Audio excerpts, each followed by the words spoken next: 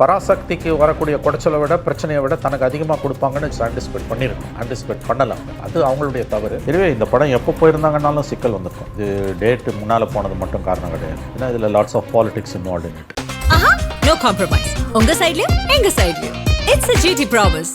தமிழ்நாட்டின் வளர்ச்சி பயணத்தில் ஒருவரையும் பின்தங்க விட மாட்டோம். வெல்வோம் ஒன்றாக. அரையார் ஆனந்த பவன் ஸ்வீட்ஸ் அண்ட் ஸ்நாக்ஸ் மற்றும் A2B வெஜ் ரெஸ்டாரண்ட். உங்கள் பசியார எங்கள் ருசி பேசும். ஒரு படத்தில் எதெல்லாம் சென்சார் கட் பண்ண சொல்லிச்சோ அதை தூக்கி வெளியில் போடுறதுன்றது அன்ஹர்ட் ஆஃப். அது நடந்ததே கிடையாது. கடந்த காலங்களில் நடந்ததுன்னா they will be prosecuted. Ulterior political மோட்டிவ்ஸோட நீங்கள் போய் சினிமா படங்களை எடுத்தீங்கன்னா அது காஷ்மீர் ஃபைல்ஸாக இருக்கட்டும், கேரளா ஃபைல்ஸாக இருக்கட்டும், அல்லது the whole lot of films passed for 20-12 years BJP கவர்மெண்ட்டில் வந்த படங்கள் அது எப்படி ஒரு ப்ராபகண்டா மெட்டீரியலும் பராசக்தியும் ப்ராபகண்டா மெட்டீரியல். அப்போ விஜயோட படங்கிறது விஜய்னாலயா?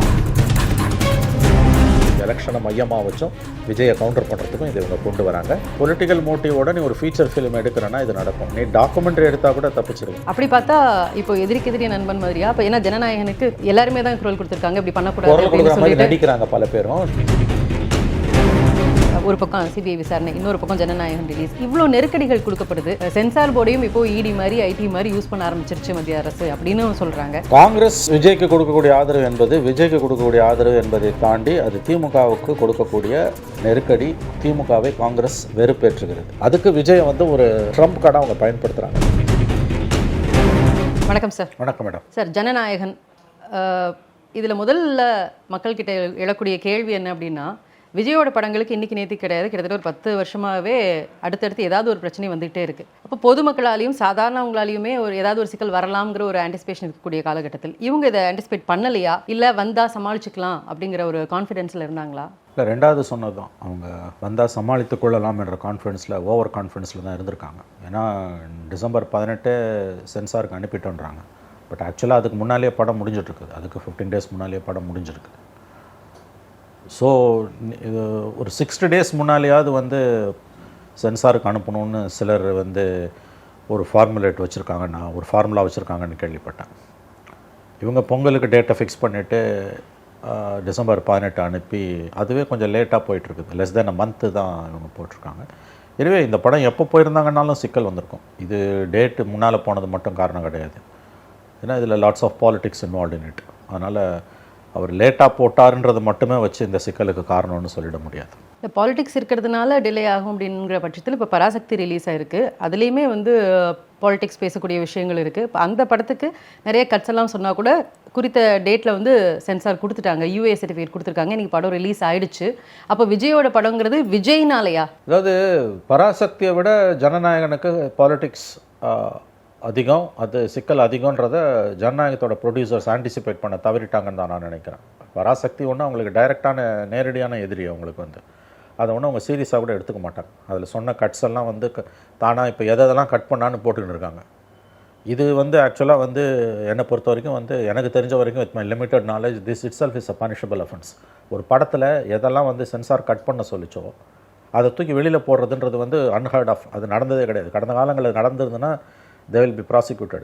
ட்ரெய்லருக்கு சென்சார்ஷிப் கிடையாதா சார்? ஏன்னா சம்டைம்ஸ் ட்ரெய்லர் இந்த மாதிரி ரிலீஸ் பண்ணும்போது அதுக்கும் சென்சார் இல்லைங்க. ஒரு படத்தோட சென்சார் சர்டிஃபிகேட்டுக்கு போகும்பொழுது அந்த சென்சாரில் எதெல்லாம் கத்திரிக்கோல் விழுதோ எதெல்லாம் கட் பண்ணாலும் நீங்கள் வெளியில் போட முடியாது. எனக்கு தெரிஞ்சு போட முடியாது. பட் இவங்க அதையே செய்கிறாங்க. எனவே சென்சார் பராசக்திக்கு வரக்கூடிய குடைச்சலை விட பிரச்சனையை விட தனக்கு அதிகமாக கொடுப்பாங்கன்னு ஜனநாயகம் ப்ரொடியூசர்ஸ் ஆன்டிசிபேட் பண்ணியிருக்கணும். ஆன்டிசிபேட் பண்ணலை அவங்க. அது அவங்களுடைய தவறு. பண்ணியிருந்தாங்கன்னாலும் இந்த ப்ராப்ளம் ஏதாவது ஒரு ரூபத்தில் அவங்களுக்கு வந்திருக்கும். இது அவருடைய பாலிடிக்ஸ்க்கு அவர் கொடுக்குற வேலை. மேபி அவர் இன்னும் கொஞ்சம் காஷியஸாக இருந்திருக்கலாம். எங்கெங்கெல்லாம் அவங்க கையை வைப்பாங்கன்னு தெரிஞ்சு இன்னும் உஷாராக இருந்திருக்கலாம். அண்டர் எஸ்டிமேட் பண்ணிட்டாங்க ப்ரொடியூசர்ஸ்.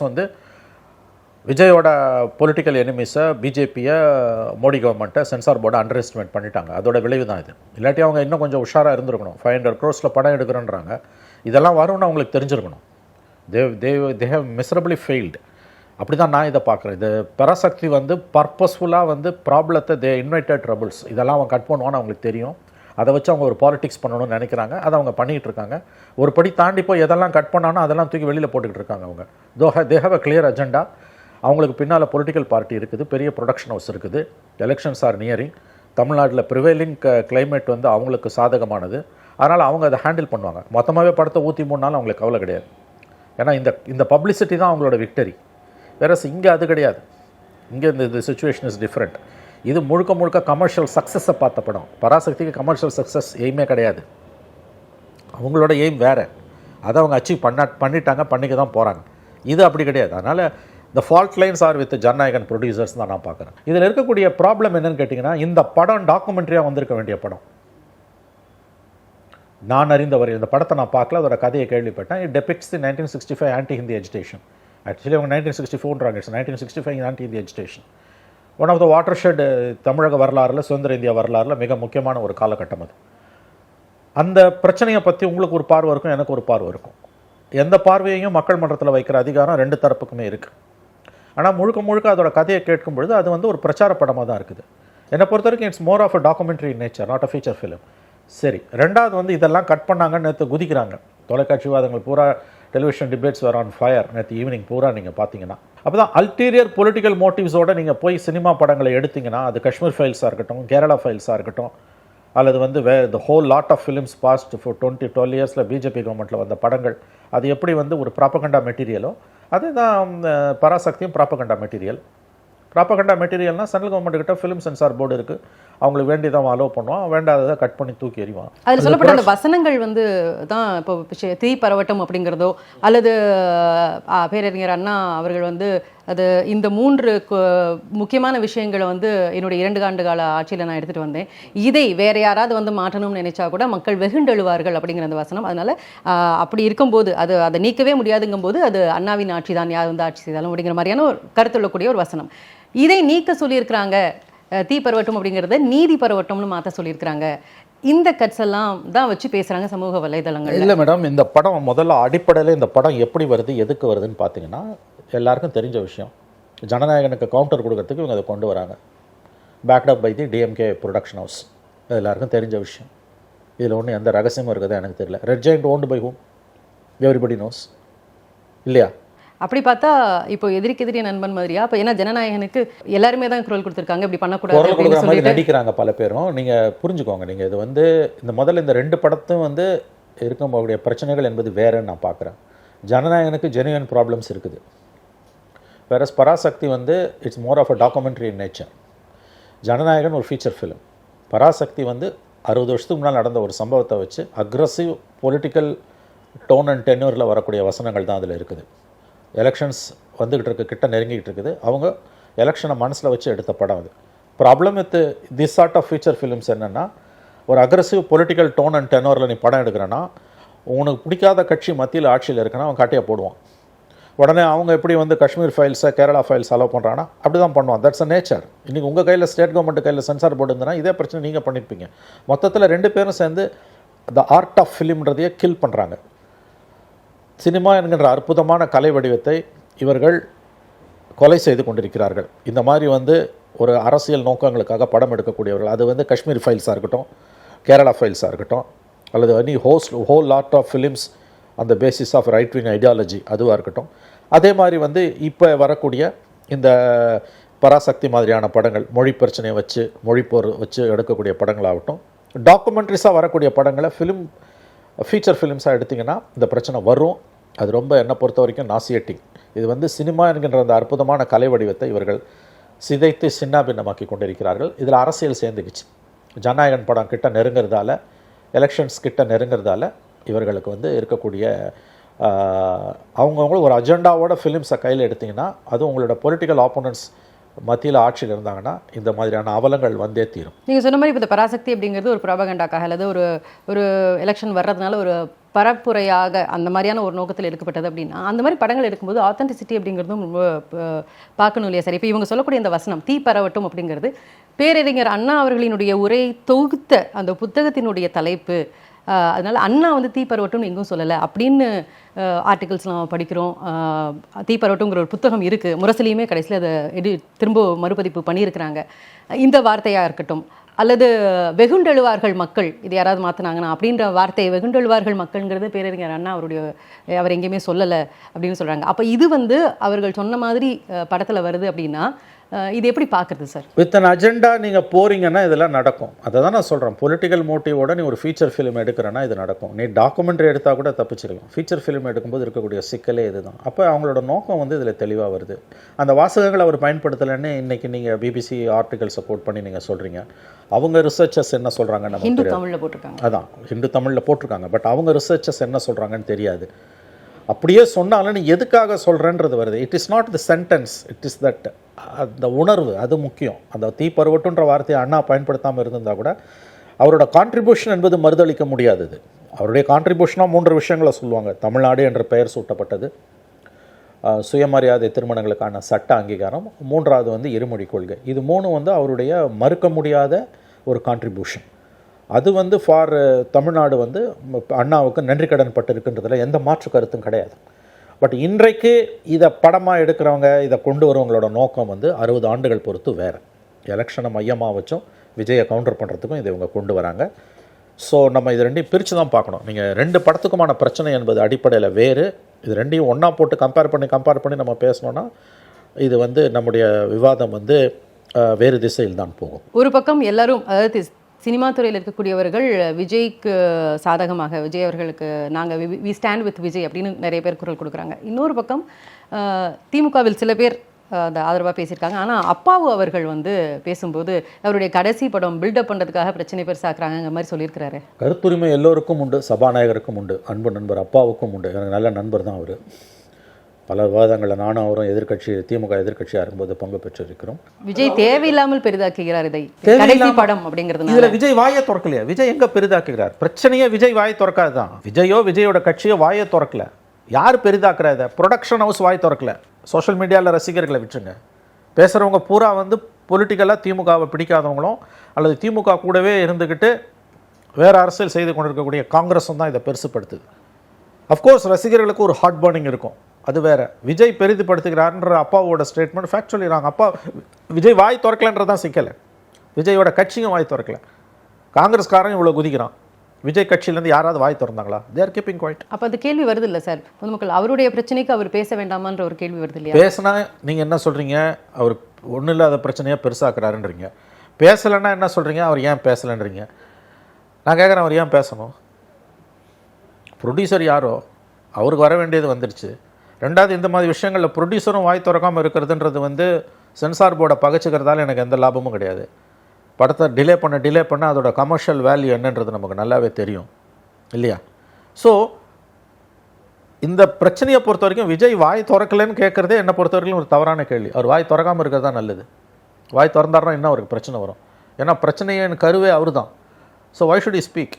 நவ் மேட்ரு கோர்ட்டில் இருக்குது, அமைதியாக இருக்கிறது தான் நல்லது. பேசினா கண்டெம்ட் ஆஃப் கோர்ட் வரும். ஸோ ப்ரெஜுடிஸ் ஏதாவது ஒன்று பேசி வைப்பார் அவர். மற்றவங்க பேசலாம், சம்மந்தப்பட்ட நபர் ஹீரோ அவர் பேசாமல் இருக்கிறதும் ப்ரொடக்ஷன் ஹவுஸ் பேசாமல் இருக்கிறதும் நல்லது தான். அதனால் வந்து ஃபேக்சுவலி அப்பாவு சொன்னது, சபாநாயகர் சொன்னது ராங். அவர் பெருசே படுத்தலை, அவர் வாயை திறக்கலை. அப்புறம் வேர் டஸ் த கொஸ்டின் அரைஸ்? இப்போது விஜய் அவர்களுக்கு ஒரு பக்கம் சிபிஐ விசாரணைக்காக வச்சிருக்காங்க. டெல்லிக்கு போகிறாரு 12ஆம் தேதி, 11ஆம் தேதி அவர் டெல்லிக்கு போயிடுறாரு. அப்படியே ஒரு பக்கம் சிபிஐ விசாரணை, இன்னொரு பக்கம் ஜனநாயகன் ரிலீஸ். இவ்வளோ நெருக்கடிகள் கொடுக்கப்படுது. உள்நோக்கம் என்ன சார்? நெருக்கடிகள் கொடுக்கப்படுது நீங்கள் எதை வச்சு சொல்கிறீங்க? Qualify your statement. சரி, நெருக்கடிகள் வருகிறது அப்படி வச்சுக்கலாமா? நெருக்கடிகள் ஏன் வருது? நெருக்கடிகள் வருதுனால சம்படி இஸ் இன்ஸ்டிகேட்டிங்னு நீங்கள் சொல்கிறீங்க. சி, 2 பிரச்சனையும் டிஃப்ரெண்ட்டான பிரச்சனை. ஜனநாயகன் பிரச்சனை, ஃபிலிம் சென்சார் போர்டுக்கும் அவருக்குமான பிரச்சனை. அதில் கூட நீங்கள் உள்நோக்கம் கற்பிக்கலாம். Yes, logically possible. Ruling BJP அவருக்கு ட்ரபிள் கொடுக்க விரும்புது, அதனால் அவங்க ப்ராப்ளம் பண்ணுறாங்கன்றது லாஜிக்கலி கரெக்ட். சிபிஐ விசாரணை பொறுத்த வரைக்கும் அது natural process. Supreme court monitored CBI enquiry. அதை வந்து supreme court ordered CBI enquiry monitored by a special investigation team appointed by the supreme court, headed by retired supreme court judge and comprising 2 senior IPS officers of IG rank. Now 41 பேர் செத்து போயிருக்காங்க. யாரோட கூட்டத்தில்? இவர் பேசின கூட்டத்தில் செத்து போயிருக்காங்க. அந்த வழக்கில் சிபிஐ விஜயை விசாரிக்காமல் மேற்கொண்டு போகவே முடியாது. சிபிஐயோ மாநில காவல்துறையோ எந்த விசாரணை அமைப்பு அவரை விசாரித்தாலும் அவர் விசாரணைக்கு அழைக்கப்பட வேண்டும். குற்றப்பத்திரிகையை அடுத்த மாதமோ அதற்கு அடுத்த மாதமோ அவர்கள் தாக்கல் செய்ய போகிறார்கள். யார் இதுக்கு காரணம் என்னன்னு. அதுக்கு பிறகு வழக்கு விசாரணை ட்ரையல் நடக்கும். விஜயை விசாரிக்காமல் நீங்கள் எப்படி குற்றப்பத்திரிகை தாக்கல் செய்வீங்க? விஜயை விசாரிக்காமல் விசாரணை எப்படி முடிவடையும்? விஜயை விசாரிக்காமல் இந்த வழக்கு விசாரணை என்பதே முடிவு பெறவே முடியாது. That's a natural process. ஆகவே அதில் வந்து உள்நோக்கம் கற்பிப்பது என்பது ஐம் சாரி குறைந்தபட்ச புரிதல் இல்லாதவங்க தான் அதை செய்வாங்க. இதில் அந்த விசாரணையில் என்ன நடக்க போது, அவருக்கு நெருக்கடியாக இல்லையான்லாம் நம்ம எப்படி சொல்ல முடியும்? அஃப்கோர்ஸ் சிபிஐ யாரையாவது விசாரணைக்கு அழைக்குது, லோக்கல் போலீஸ் விசாரணைக்கு அழைக்குதுன்னா கூட சம்மந்தப்பட்டவர்களுக்கு ஒரு பதட்டம் இருக்கும், அது உண்மை. பட் இது வந்து அவருக்கு வந்து ஒரு நெருக்கடி தரப்படுகிறது என்பது தவறான தகவல். இன்னும் சொல்லப்போனால் விசாரணைக்கு அவரை அழைக்காவிட்டால் தான் தவறு. விசாரணைக்கு விஜய் அழைக்கப்படாமல் இருந்தால்தான் அதற்கு உள்நோக்கம் இருக்கிறது என்ற அர்த்தம். மோடி அரசு விஜயை காப்பாற்றுகிறது என்ற அர்த்தம். ஸோ விஜய் விசாரணைக்கு அழைக்கப்படுவது என்பது ஆங்கிலத்தில் சொல்கிறதுனா natural corollary. It's a natural process of law. அது நம்ம வந்து குறை சொல்லவே முடியாது. அடுத்து குற்றப்பத்திரிக்கை அவங்க அடுத்த மாதமோ பிப்ரவரிலையோ மார்ச்லேயோ எப்பொழுது தாக்கல் செய்தாலும் அதில் அவருடைய பங்களிப்பு என்ன என்பது விவரிக்கப்படும் பொழுது தான் வழக்கின் தன்மை குறித்து நான் முடிவு செய்ய முடியும். இப்போ அதனால் அது நெருக்கடி என்று சொல்லுவதை நான் ஏற்றுக்கொள்ள மாட்டேன். அது தவறான பார்வை. அடுத்தடுத்து இவ்வளோ சேலஞ்சஸ் விஜய் அவர்களுக்கு, இதுக்கு நடுவில் அவர் வந்து அவருடைய மற்ற சிக்கல்கள், உள்கட்சி சிக்கல்களை அவர் சந்திச்சிட்ருக்கிறாரு. அது போக எலெக்ஷன் வருது, அதுக்கு அவரை தயார்படுத்திக்கிறதுக்கும், அதாவது தயார்படுத்திட்டு இருக்காரு. பட் எலெக்ஷனை ரொம்ப இன்னும் இன்டென்ஸாக ஃபேஸ் பண்ணுறதுக்கான விஷயங்களை எடுக்கணும். பட் இவ்வளோ விஷயத்தை விஜய் எவ்வளோ அழகாக ஹேண்டில் பண்ணுறாருன்னு நீங்கள் நினைக்கிறீங்க சார்? இதில் சொல்கிறதுக்கு ஒன்றுமே இல்லைங்க. அவர் அழகாக ஹேண்டில் பண்ணுறாருன்னு நம்ம சொல்ல முடியும். ஆளே காணுமே, வெளியிலே வரமாட்டேன்றாரு. அவர் 15 நாளைக்கு ஒரு தடவை வெளியில் வராரு, ஒரு 20 நிமிஷம் பேசுகிறாரு, திமுகவை திட்டுறாரு, சவால் விடுறாரு, அப்புறம் திடீர்னு காணாமல் போயிடுறாரு. திடீர்னு அத்திபுத்தா மாதிரி ஒரு ட்வீட் போடுவார், இப்போ அதுவும் காணோம். ஸோ ஒரு அரசியல்வாதிக்குரிய பல பண்புகள் இல்லாமல் தான் அவர் அரசியல் செய்து கொண்டிருக்கிறார். அரசியல் இல்லாமல் அவர் அரசியல் செய்து கொண்டிருக்கிறார். பல பிரச்சனைகள் அவருக்கு கருத்தே இல்லை. திருப்பரங்குன்றம் இஷ்யூவில் கருத்து இல்லாமல் ஒரு அரசியல் தலைவர் தமிழ்நாட்டில் எப்படி அரசியல் கட்சி தலைவராக இயங்க முடியும்? நல்லதோ கெட்டதோ உனக்கு ஒரு கருத்து இருக்கணும். தப்புன்னு சொல்லு, இல்லை ரைட்டுன்னு சொல்லு. 100 நாள் வேலை திட்டத்தை ஒழிச்சு கட்டுறாங்க, அதை பற்றி உங்களுக்கு கருத்து இல்லை. பல விஷயங்கள் உங்களுக்கு கருத்தே இல்லை.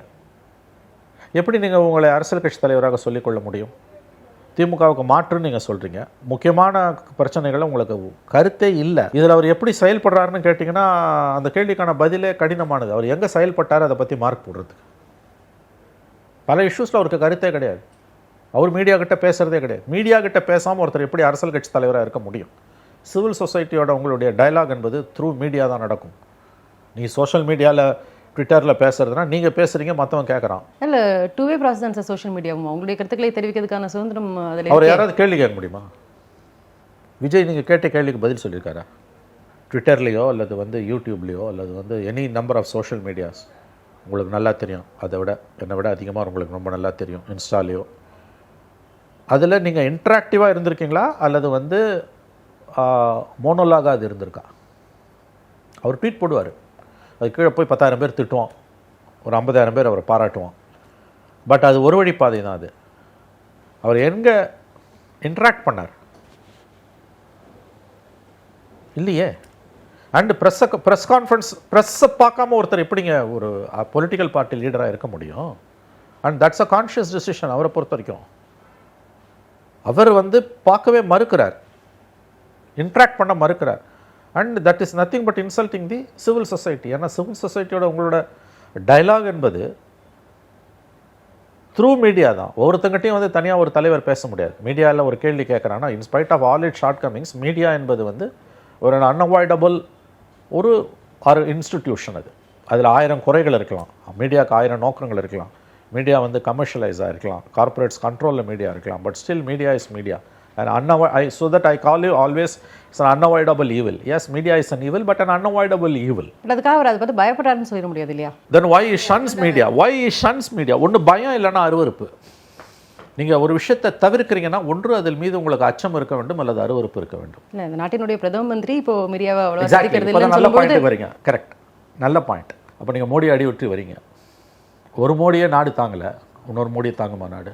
பட் எதுவாக இருந்தாலும் விஜய் அவர்கள் can you justify a political party leader avoiding media? ஒரு புதியதாக வந்திருக்கக்கூடிய ஒரு அரசியல் கட்சி தலைவர் தான் மாற்று என்று தமிழக அரசியலில் சொல்லிக்கொள்ளக்கூடியவர், திமுகவுக்கு மாற்று தாவேக்கா என்று சொல்லிக்கொள்ளக்கூடியவர், தன்னை முதலமைச்சர் வேட்பாளராக அடுத்த முதலமைச்சராக பாவித்து கொள்ளக்கூடியவர், தொடர்ந்து கட்சி ஆரம்பித்த அடுத்த மாதத்துடன் 2 ஆண்டுகளாக போகிறது. நான் மீடியாவை பார்க்க மாட்டேன் அப்படின்னு கம்ப்ளீட்டாக கடந்து போவது ஏற்றுக்கொள்ளக்கூடியதா? இல்லை, அவர் தேவைப்படும் நேரத்தில் சந்திக்கலாம், அதற்கான நேரம் வருங்கிறதுக்கு கூட அவர் மனசு நினச்சிருந்துருக்கலாம் அப்படின்னு இல்லையா? உங்களுக்கு யார் சொன்னா? இல்லை, நான் கேட்குறேன். இப்பயே பேசலையா நீங்கள்? 2 வருஷமாவே பேசலையா? 41 பேர் செத்து போயிருக்கான், அப்பயே நீங்கள் மீடியாவை ஷன் பண்ணிட்டு போறீங்க. ஆனால் அவர் சொல்லக்கூடிய பல விஷயங்கள் நடக்குது. இவ்வளோ நாள் வரைக்கும் காங்கிரஸ் வந்து ஆட்சியில் அதிகாரத்தில் பங்கு No, கேட்கல. no, no, no, no. நீ your changing the goal post. அது கிடையாது. காங்கிரஸ் அதிகாரத்தில் பங்குன்னு கேட்கறதுக்கும் இதுக்கும் நம்ம பேசுறதுக்கும் சப்ஜெக்ட்டுக்கும் சம்மந்தமே இல்லை. இல்லை, அவர் சொல்லக்கூடிய விஷயங்கள் அவர் மீடியாவில் சொல்லக்கூடிய விஷயங்கள் நடக்கலாம் நடக்குது மேடம். இல்லையா? அவர் ஏன் மீடியாவை பார்க்க மாட்டேன்றார்? தெர் இஸ் அதாவது மீடியாவை பார்க்கறதுக்கு ஆல்டர்னேட்டிவ், பார்க்காம இருக்கிறதுக்கு ஆல்டர்னேட்டிவ் எதுவுமே கிடையாது. That's one of his characters. மீடியாவை பார்க்கணுமா, அது என்ன சட்டப்படி தேவையானுவாங்க. சட்டப்படிலாம் ஒன்றும் தேவையில்லை. பட் மீடியாவை அவர் அவாய்டு பண்ணுறதுன்றது அவருடைய அரசியல் குணாம்சத்தின் ஒரு அடையாளம். Is one of his salient features of his political character which is unhealthy and அது வந்து அரசியலுக்கு ஒத்து வராதது. சினிமா நடிகராகவே அவர் இன்னமும் இருக்கிறார். அதாவது மீடியா கிட்ட பேசுறதுன்றது அங்கே ஒரு வழிப்பாதை, அங்கே கேள்வி கேட்க மாட்டாங்க. Cinema reporters are different breed. அந்த மாதிரி வந்து அவர் விரும்புகிறார். பாலிடிக்ஸில் அப்படி கிடையாது. நீங்கள் வந்து 10,000 கோடிக்கு அதிபதியாக இருப்பீங்க, 10,000 ரூபாய் சம்பளம் வாங்குற ஒரு ரிப்போர்ட்டர் கால் மேலே கால் போட்டு உங்களை கேள்வி கேட்பான். அது உங்களை சினிமா நடிகராக இருந்தால் குத்தும். அரசியல்வாதி அதை சகஜமாக ஹேண்டில் பண்ணுவான். இப்போ இந்த ஜனநாயகனை வச்சு மற்ற கட்சிகள் வந்து விஜய்க்கு சப்போர்ட் பண்ணுற மாதிரியோ இல்லை அவரை எதிர்க்கிற மாதிரியோ அரசியல் பண்ணுறாங்களா? உதாரணத்துக்கு சொல்லணும்னா, காங்கிரஸில் வந்து ஒரு மாணிக்கம் தாக்கூர் அவர்கள் ஆரம்பித்து கிறிஸ்டோடங்கர்லேருந்து ஜோதிமணி அவர்கள்லேருந்து எல்லாருமே விஜய் அவர்களுக்கு ஆதரவாக ட்வீட் பண்ணியிருக்காங்க. அண்ட் இன்ஃபேக்ட் சென்சார் போர்டையும் இப்போ இடி மாதிரி ஐடி மாதிரி யூஸ் பண்ண ஆரம்பிச்சிருச்சு மத்திய அரசு அப்படின்னு சொல்கிறாங்க. இப்போ இது எப்படி, என்ன நோக்கம் சார் இதுக்கு? காங்கிரஸ் விஜய்க்கு கொடுக்கக்கூடிய ஆதரவு என்பது, விஜய்க்கு கொடுக்கக்கூடிய ஆதரவு என்பதை தாண்டி அது திமுகவுக்கு கொடுக்கக்கூடிய நெருக்கடி. திமுகவை காங்கிரஸ் வெறுப்பேற்றுகிறது. ஏன்னா காங்கிரஸ் தான் விரும்பின சீட்டை விஜய் திமுக கொடுக்கல என்ற கோபம் அவர்களுக்கு இருக்கிறது. எங்களுக்கு விஜய் ஆல்டர்னேட்டிவ் இருக்குன்னு அவங்க வந்து ஒரு பிக்சரை கிரியேட் பண்ணிக்கிட்டு இருக்காங்க.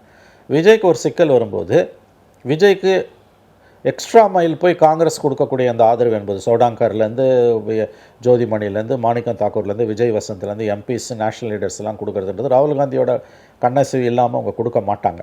யார் விஜய்? திமுக தீய சக்தின்னு சொன்ன விஜய். அந்த விஜய்க்கு வந்து காங்கிரஸ் இப்படி போய் சப்போர்ட் எக்ஸ்டெண்ட் பண்ணுதுன்னா அது விஜய்க்கான சப்போர்ட்டுன்றதை தாண்டி திமுகவுக்கு அவங்க கொடுக்கக்கூடிய ஒரு வார்னிங். அண்ட் திமுகவை தே ஆர் டீசிங் டிஎம்கே. அவ்வளோதான். இன்றைக்கி வந்து அடிஷ்னல் சீட்ஸ் அவங்க கொடுக்கலன்றதுக்காக தே ஆர் டீசிங் டிஎம்கே, வெறுப்பேற்றுறாங்க திமுகவை. அப்படி தான் அதை நம்ம புரிஞ்சுக்கணும். அப்படி பார்த்தா ராகுல் காந்தி அவர்கள் வந்து மெர்சல் டைம்லேயே வந்து ஒரு ட்வீட் போட்டிருக்கிறாரு. அதை விஜய் வசந்த் அவர்கள் மேற்கோள் காட்டியும் அதை திரும்ப ட்வீட் பண்ணியிருக்காங்க. அதாவது அதுலேருந்தே புரிஞ்சுக்கோங்க ராகுல் காந்தி சம்மதத்தில் தான் இவ்வளோ நடக்குது. மெர்சல் படத்துக்கு இப்போ 2017 போட்ட ட்வீட்டுன்றது அன்றைக்கி எடப்பாடி கவர்மெண்ட்டு விஜய் மேலே ஒரு சாஃப்ட் கார்னர் ராகுல் காந்திக்கு எப்பயுமே இருந்துகிட்டு இருக்குது. இன்ஃபேக்ட் 2010-11 அவர் டெல்லியில் போய் ராகுல் காந்தி எல்லாம் பார்த்தார். அப்பயே காங்கிரஸுக்கு வருவார், யூத் காங்கிரஸ் லீடராக போடுவாங்கலாம் பேசினாங்க. மெர்சல் படத்துக்கு ராகுல் காந்தி ட்வீட்டை இன்றைக்கி வந்து விஜய் வசந்த் ரீகால் பண்ணுறாருன்னா எங்களுக்கு வந்து விஜயோட லாங் டேர்ம் ரிலேஷன்ஷிப் இருக்குது. That too with the blessings of ராகுல் Gandhi. At the level of ராகுல் காந்தியாக அவருக்கு வந்து ட்வீட் போட்டிருக்காங்க அப்படின்னு சொல்கிறதோட அர்த்தம் இப்போ நான் சொல்கிற ஸ்டேட்மெண்ட்டை உறுதிப்படுத்துவதாக இருக்கிறது. விச் வாஸ் இவங்க ஜோதிமணியோ மாணிக்கம் தாக்கூரோ சோடாங்கரோ பிரவீன் சக்கரவர்த்தியோ ராகுல் காந்தியோட கண்ணசிவ் இல்லாமல் பிளஸிங்ஸ் இல்லாமல் விஜய்க்கான இந்த கேம்பெயினை பண்ண மாட்டாங்க. டிஎன்சிசி அஃபிஷியல் ட்விட்டர் பேஜில் எதுக்கு விஜய் சப்போர்ட் பண்ணுறோம்? After all it's a movie and that too matter pending in the court between the producer and the court. நீ போய் சப்போர்ட் பண்ணுறதும் மோட்டிவ் ஆட்ரிபியூட் பண்ணுறதுமே இன்னவே it's a contempt. But of course courts are very liberal. இது வந்து political இஷ்யூன்றது அவங்களுக்கும் தெரியும். அதனால் அந்த ஆங்கிளுக்குள்ளே அவங்க போக மாட்டாங்க. ஒரு பொலிட்டிக்கல் பார்ட்டியோட சோஷியல் மீடியா பேஜில் வந்து அஃபிஷியல் பேஜில் நீ எப்படி வந்து மோட்டிவ்ஸ் ஆட்ரிபியூட் பண்ணுவேன்? தட் டு அந்த மேட்டர் இஸ் பெண்டிங் இந்த கோர்ட். பாலிடிக்ஸ் இது என்ன பாலிடிக்ஸ்னால் விஜய்க்கு கொடுக்குற ஆதரவு என்பதை தாண்டி திமுகவுக்கு கொடுக்கக்கூடிய ஒரு அழுத்தம். திமுகவை அவர்கள் வெறுப்பேற்றுகிறார்கள் நன்றாக. இது திமுகவுக்கும் நன்றாக தெரியும். திமுக இதை ரசிக்காது. விஜய்க்கு வந்து அஃபிஷியலாக காங்கிரஸில் வந்து MPs and national spokes persons வந்து சப்போர்ட் பண்ணுறதை கண்டிப்பாக டிஎம்கே லைக் பண்ணாது. கண்டிப்பாக லைக் பண்ண மாட்டாங்க. ஒரு பக்கம் செல்வ பெருந்தகை அவர்கள் அப்படிலாம் இல்லை, நாங்கள் இணக்கமாக தான் இருக்கோம் டிஎம்கேவோடு அப்படிங்கிறாங்க. இன்னொரு பக்கம் இந்த மாதிரி சோஷியல் மீடியாக்களோட வெளிப்படையாகவே ஒரு பக்கம் ஆதரவு தெரிவிக்கும் போது டிஎம்கே இதை எப்படி ஹேண்டில் பண்ணுறாங்க? டிவிகேயோட காங்கிரஸ் செய்கிறதுக்கான வாய்ப்புங்கிறது எந்த அளவுக்கு இருக்குது? டிவிகேயோட காங்கிரஸ் 26 எலெக்ஷனில் போகாது, எழுதி வைத்துக் கொள்ளுங்கள். திமுக காங்கிரஸ் கூட்டணி தொடரும். This is my assessment. இது எல்லாமே கூடுதலாக சீட் வாங்குறதுக்காக காங்கிரஸ் போடுற ப்ரெஷர் டாக்டிக்ஸ். 25 சீட் அவங்களுக்கு லாஸ்ட் டைமே வந்து they felt it was insulting. கூட 5 சீட்டோ 10 சீட்டோ வேணும், அதுக்காக தான் அவங்க எவ்வளவும் பண்ணுறாங்க. அதனால தான் வந்து அதிகாரத்தில் பங்குன்றாங்க, லாஃப்டி ஐடியல்ஸை வைக்கிறது. மெயின் எய்ம் வந்து அடிஷ்னல் சீட்ஸ். 32 டிஎம்கே எம்பிஸ் வந்து காங்கிரஸுக்கு டெல்லியில் ரொம்ப முக்கியம். தமிழ்நாடுன்னு அவங்களுக்கு அவ்வளோ முக்கியம் கிடையாது. அட் த சேம் டைம் தமிழ்நாட்டில் ஓரளவாக ஃபுட்ஹோல் வேணும்னு விரும்புகிறாங்க. அதுக்கான நாடகம் தான் இது. டிவிகேவோட காங்கிரஸ் போவதற்கு எனக்கு தெரிஞ்சு 100% வாய்ப்பு கிடையாது. As long as Sonia Gandhi சாலை திமுக காங்கிரஸ் சாலைன்னு சொல்லி கண்டினியூ. சோனியா காந்தி இருக்கும் வரையே திமுக காங்கிரஸ் கூட்டணி தொடரும். 26 எலெக்ஷனில் தாவேக்காவோடு காங்கிரஸ் போகாது. பட் இதை ஒரு துருப்பு சீட்டாக பயன்படுத்தி திமுக கிட்டேருந்து கூடுதல் இடங்களை வாங்குவதற்கு அவர்கள் பிரயத்தனப்படுவார்கள். அதான் இப்போ நடந்துகிட்டு இருக்கு. அதை அகாமடேட் பண்ணுவாங்களா டிஎம்கே? வெல், அது தட் டிபெண்ட்ஸ். அடுத்த இன்னும் 2 மாதம் இருக்குது. ஏன்னா வந்து நமக்கு இன்னும் பிப்ரவரி மிடிலுக்கு அப்புறம் தான் பிக்சர் கிளியர் ஆகுன்றாங்க. வேறு என்னென்ன பொலிட்டிக்கல் டெவலப்மெண்ட்ஸ் இருக்குது என்பதை பொறுத்த விஷயம். இன்னொன்று, காங்கிரஸ் ஹைகமாண்டோட ஸ்டாலின் இன்னமும் பேசலைன்றாங்க. அங்கே பேசுனாங்கன்னா அவங்களுக்குள்ள ஒரு அண்டர்ஸ்டாண்டிங் வந்துடுச்சுன்னா இது எல்லாமே வந்து திஸ் வில் டை டவுன். எனக்கு தெரிஞ்சு இது ஒரு பெரிய இஷ்யூ கிடையாது. இதை வந்து Congress high command will chart it out. National லெவலில் அவங்களுக்கு டிஎம்கேவோட 32 எம்பிஸ் ரொம்ப ரொம்ப முக்கியம் பிஜேபியை ஹேண்டில் பண்ணுறதுக்கு, பார்லிமெண்ட்டு உள்ளேயும் வெளியிலையும். அது இல்லாமல் வந்து 19, 24 2 எலெக்ஷன்லையும் 10 சீட்டு காங்கிரஸுக்கு வாங்கி கொடுத்துருக்காங்க, பாண்டிச்சேரியோடு சேர்த்து. 29லேயும் அந்த ரிலேஷன்ஷிப் கண்டினியூ ஆகும் தான் பரவலான புரிதல் இருக்குது. They won't break bridges. Congress திமுகவோட தன்னுடைய உறவை அதாவது இவ்வளவு முட்டாள்தனமாக சிதைத்து கொள்ளும் அழித்து கொள்ளும்னு நான் நம்பலை. Something is happening. அதாவது வந்து இந்த சீட் ஷேரிங்கில் வந்து 25 கண்டிப்பாக கிடையாது, கூட நம்பர்ஸ் வேணும்னு அவங்க விரும்புகிறாங்க. அதுக்கு விஜயை வந்து ஒரு ட்ரம்ப் கார்டாக அவங்க பயன்படுத்துகிறாங்க. ஏன்னா காங்கிரஸ் வரலாறில் ஒரு சினிமாக்காக போய் இவ்வளோ தூரம் பார்ட்டியோட அஃபிஷியல் சோஷியல் மீடியா பேஜ்லலாம் வந்து அந்த இஷ்யூ போட்டு அவங்க பெரிய அளவில் வந்து பேசினதாக எனக்கு தெரிஞ்சு இல்லை. ஸோ இட்ஸ் இஷ்யூ வந்து விஜய் கிடையாது. அவங்களுக்கு ப்ராப்ளம் வித் டிஎம்கே. விஜயை சப்போர்ட் பண்ணுறது மூலமாக they're sending a message to DMK, look we are not ஹாப்பின்றாங்க. இது என்ன மெசேஜ், ஏன் இவங்க இதெல்லாம் பண்ணுறாங்கன்றது நம்மளை விட ஸ்டாலினுக்கு நல்லா தெரியும். ஐ திங்க் இந்த issue will be sorted out. பிரச்சனையை அவங்க தீர்த்து கொள்வார்கள் என்று தான் நான் நம்புகிறேன். No compromise. உங்க சைடுலயும் எங்க சைடுலயும். It's a GT promise. தமிழ்நாட்டின் வளர்ச்சி பயணத்தில் ஒருவரையும் பின்தங்க விட மாட்டோம். வெல்வோம் ஒன்றாக. Adyar Ananda Pawan sweets and snacks மற்றும் A to B veg restaurant உங்கள் பசியார எங்கள் ருசி பேசும்.